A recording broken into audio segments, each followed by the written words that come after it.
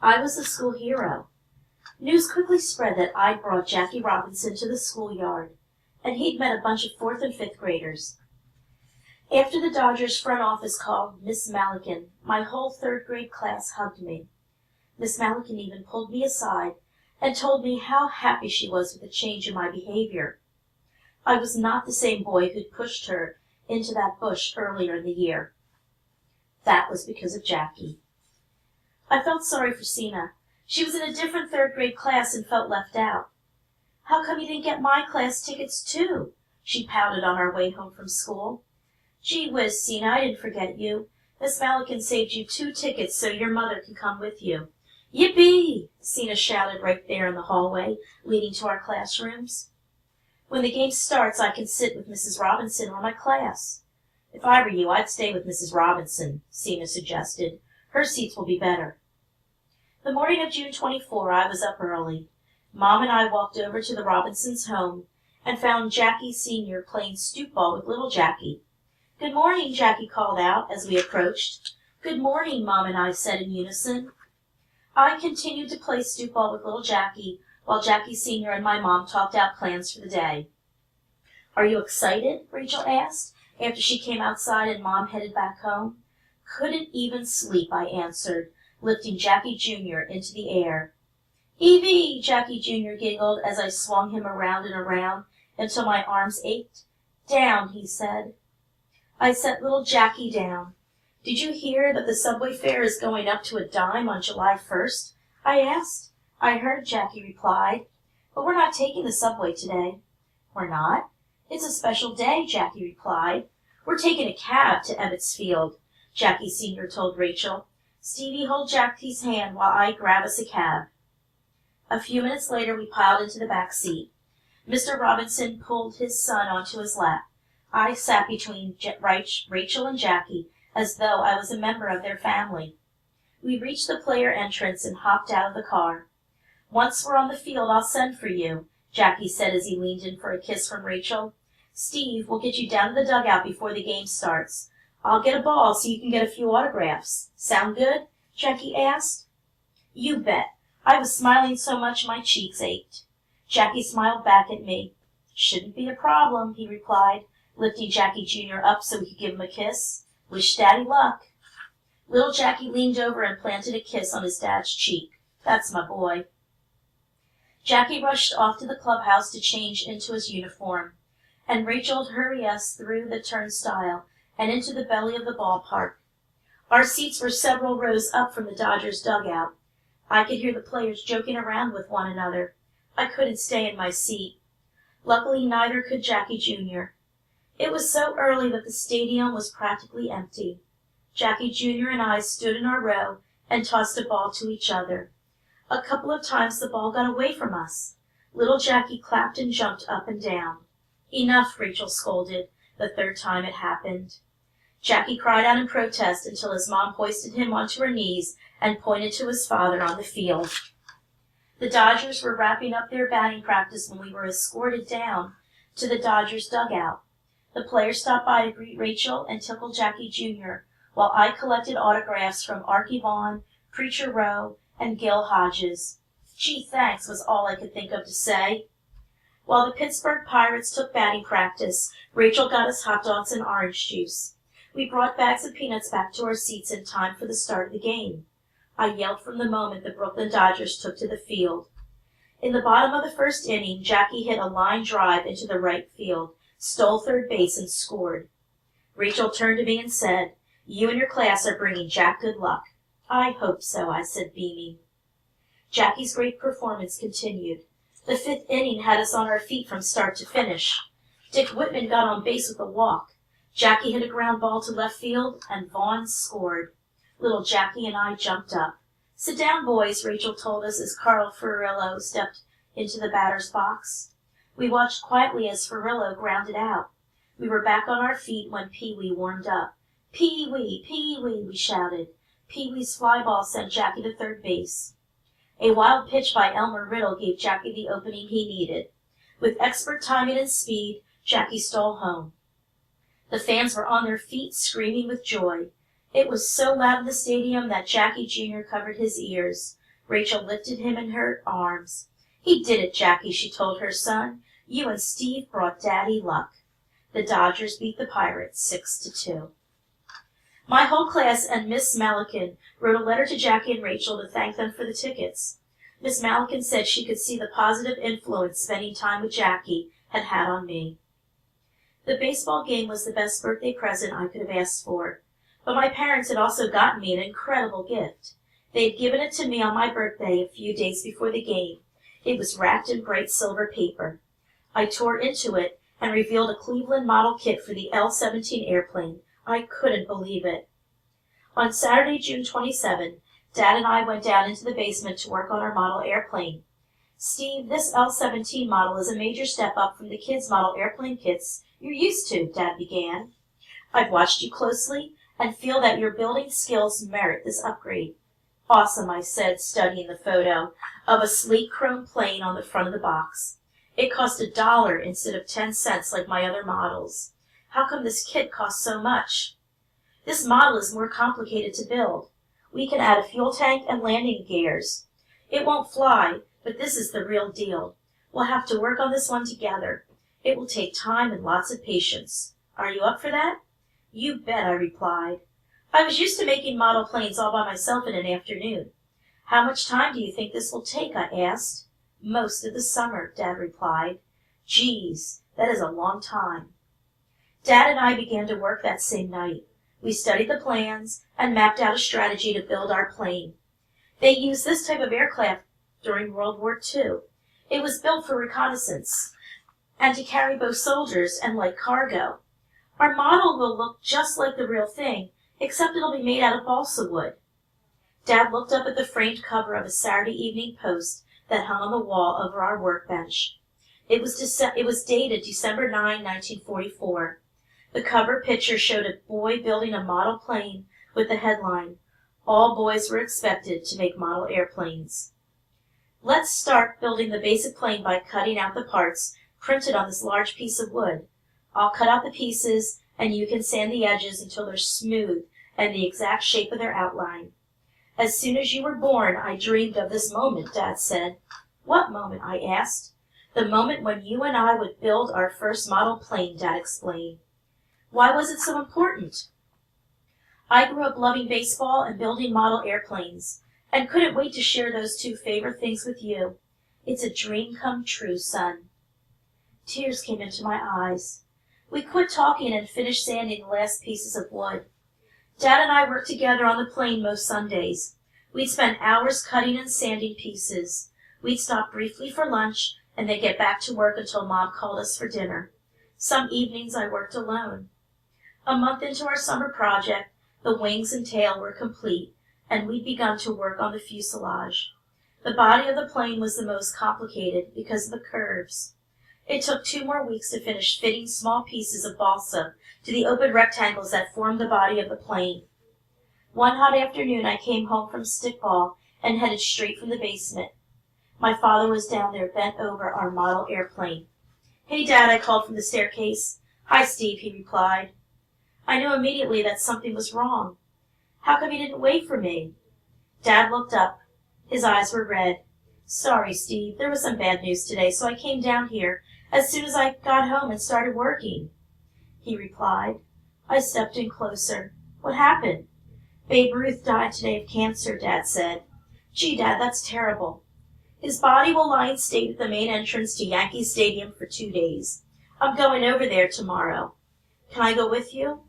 "It's going to be very crowded with long lines. Besides, you have school," Dad paused. "Did you ever get to see him play?" I asked. "It was a little before my time," Dad replied. The Babe was a baseball legend. Did you know he hit 714 home runs in his career? He was a real New York character. Everyone loved him, even Dodgers fans. "We'll remember August 16th as the day we lost one of MLB's greatest," Dad said, blowing his nose into his handkerchief. "Come on, son. Let's see if we can finish up this fuselage today. I know it's tedious work, but we're getting close." "Sure, Dad," I agreed, climbing onto a stool next to my father. I knew he was upset, but I hoped working on this with me would make him feel a little bit better. We worked in silence. When the fuselage was finished, we sanded the model plane and covered it with layers of tissue paper and fabric, then final thin strips of balsa wood. Before going to bed, we painted our plane chrome and finished it off with a red stripe down the middle. It was a beauty. The next Sunday, Dad took me to the field where people were showing off their model planes. We set ours up on a folding table and waited for someone to notice it. Dad circled around the other tables and I manned ours. "That's an L-17, isn't it, boy?" an older man said as he approached our table. "Sure is," I replied with pride. "The finish is nice and smooth. It looks like it could fly," the man said.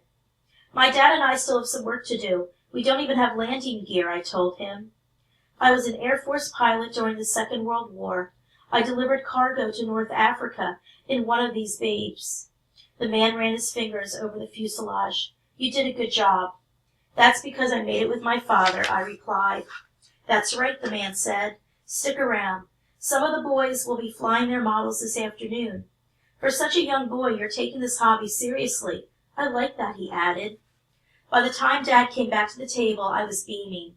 "Dad, tons of people came by to admire our plane." "I'm proud of you, son." "Can we build one that flies?" I asked. "Sure." It wasn't as if we forgot about the Dodgers that summer. Building the model plane just gave us something to do with our hands while we listened to games on the radio. It also kept us from being too anxious when the Dodgers went from last place to third in late August. The Dodgers left Brooklyn for a long stretch of away games.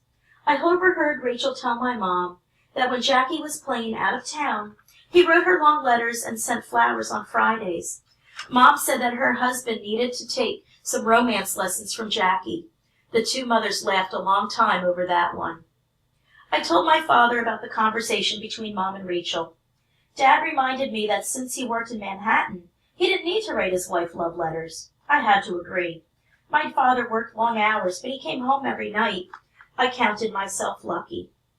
On August 29, Jackie hit for the cycle with a home run, a triple, a double, and then a single in the same game.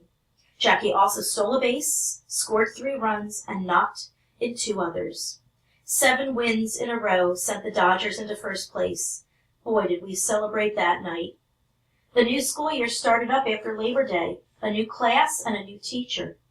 After a few tough breaks, the Dodgers ended their season in 3rd place. We were heartbroken about their missing the playoffs. I refused to cry, but it took me a whole day before I could even talk about how sad I felt. Sina and I were on our way home from school. We'd been 4th graders for a whole month. As we turned onto our block, I spotted Jackie.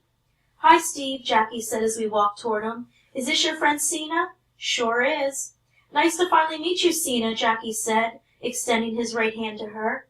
"Steve talks about you all the time." "He talks to me about you too, Mr. Robinson. You're his hero," Sina said. "I'm his friend, Sina," Jackie replied, rubbing my shoulder. "How's 4th grade?" he asked. "Pretty tough. A lot more homework," we told him. "Do you see much of Miss Malikan?" "I pass her in the hall every day," I replied. "She asked if you were still my neighbor. She told me to keep up the good work." "Sina, did you have trouble with Miss Malikan last year too?" Jackie asked. "You bet," Sina replied. "She had a right to be tough on us." "From the story Steve told me, I guess you're correct." "Were you okay with the Dodgers' record this season?" Sina asked. "My only disappointment was that we ended up in 3rd place. We could have done better. But you led the league in hits, doubles, triples, total bases, and runs scored. Plus, you rated the best second baseman in the National League. You've got to be happy with those statistics," I reminded Jackie. "Baseball's a team sport," Jackie replied. "No individual player can rest on his performance alone. Our team had a chance to be first, and we blew it." "What's next for you?" Sina asked. Jackie rested his hands on his hips and stared down at Sina and me. "One thing for sure," he said. "I won't be eating as much as I did the last winter break." Sina and I cracked up. "Are you and Rachel going to California to see your families?" "Not this year, Steve. We're staying in New York. Campy and I are going barnstorming for a month. We'll be playing with a Negro League team, the New York Cubans. But we'll be back in New York by November to work at the Harlem YMCA. "Phew," I said, relieved. "I thought you'd be away for months." Jackie smiled down at me. As a matter of fact, Rachel and I have decided to plant some roots here in New York. What does that mean? I asked, feeling happy and hopeful that the Robinsons would remain my neighbors. We're house hunting. It's time we bought a house with a yard so Jackie can play outside. You mean you're moving off Tilden Avenue? I asked. At some point, Jackie replied. I couldn't believe it. Jackie and I had just become friends, and now there was a chance he might move away? I was crushed, but I didn't want Jackie to see that. Sina and I said goodbye, and I went home. The next day, I was sent to the principal's office because I bloodied a classmate's nose. I hadn't been in trouble since last spring. I could tell right away that Mrs. Wexler was disappointed in me. What do you have to say for yourself? She asked me. Joel deserved it, I muttered, still angry about the fight. Stephen, no one deserves to get punched in the face, she told me. Did you two argue about something? Joel told me I'll bust your chops, so I beat him to it, I said defiantly. Last week he called me a chicken because I said it was too cold to play football. Still, no reason to hit another person, Stephen, Mrs. Wexler reminded me. Your mother wasn't home, so I called your father. He's on his way to the office to get you. Oh, no, I said. You made my father leave work to come and get me? That's correct, Mrs. Wexler said. This is a serious offense. A parent has to be notified. While you're waiting for your father, you can write a letter of apology to Joel. Does Joel have to write me an apology letter too? I'm meeting with Joel after lunch, Mrs. Wexler replied. An hour later, Dad marched into the office and snatched me up from my chair. We'll talk about your behavior at home, he growled. The walk home was brisk and silent. I could tell my father was furious with me, and especially for being called out of work. I thought you'd learn not to overreact, Steve, he yelled at me as soon as we stepped inside the house. Don't I have the right to defend myself? Not with your fists, Stephen. You mean I wouldn't have gotten into trouble if I'd called Joel a fathead or a sissy? Don't talk back to me, Dad shouted. School is a place for study, not fighting of any kind. You are to be respectful to your teachers and your classmates. Do you understand me? What do I say if one of them disrespects me? Tell your teacher and let her handle the situation. And have the whole class laughing at me? No way, I said. Then be prepared to spend the entire fourth grade on punishment. No stickball, no building model airplanes, no sledding. Is that what you want? I shook my head. No, I said quietly.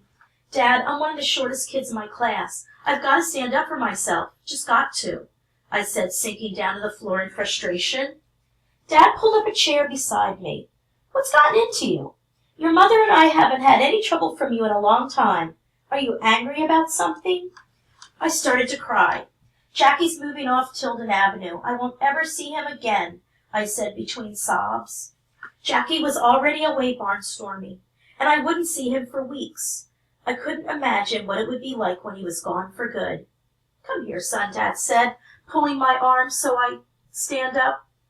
Dry your tears. You've made a special friendship with the Robinsons. They don't have to live next door for you to continue being friends. We'll help you stay in touch. You mean I can see the Robinsons even when they move away?